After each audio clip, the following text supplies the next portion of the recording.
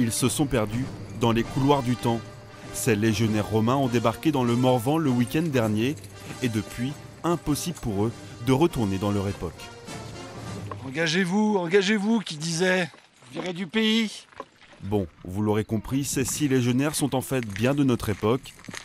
Des amateurs de trekking et d'histoire qui ont pour mission de parcourir 20 km par jour, à pied et avec tout le pactage qui va avec. Un légionnaire, il transportait vraiment toute sa maison. Seules les choses qui étaient vraiment trop lourdes, comme la tente ou la meule, par exemple, la meule à grains, c'était transporté par des mules. Mais sinon, il portait vraiment tout. En comptant le bouclier, si vous comptez en plus l'armure, tout l'équipement du légionnaire, des chaussures jusqu'au pilum, ça peut monter jusqu'à peut-être 40 kg, 45 kg. Mais quand il faut monter plusieurs côtes avec 45 kg sur le dos, le risque est de se fatiguer très vite. Mais impossible n'est pas romain. On a trouvé des petites choses pour les grimper, c'est-à-dire on monte à une toute petite fréquence sur le rythme du plus lent. On appelle ça la petite chenille qu'on a mis au point avec notre centurion. Mentola Magnaminax et écoutez, c'est extrêmement efficace.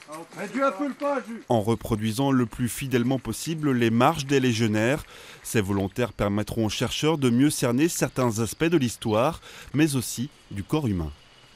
On peut amener notre pierre à l'édifice auprès des historiens et des archéologues, notamment sur ce qui est le système du port du bouclier, sur l'endurance. Donc là, en plus, cette année, on est suivi par des scientifiques au niveau physiologique. Donc là, c'est plus une approche, on va dire, médicale, entre guillemets, qui est aussi intéressante. Au total, les légionnaires vont parcourir 145 km en l'espace d'une semaine. Une expérience qui s'achèvera à Autun samedi prochain.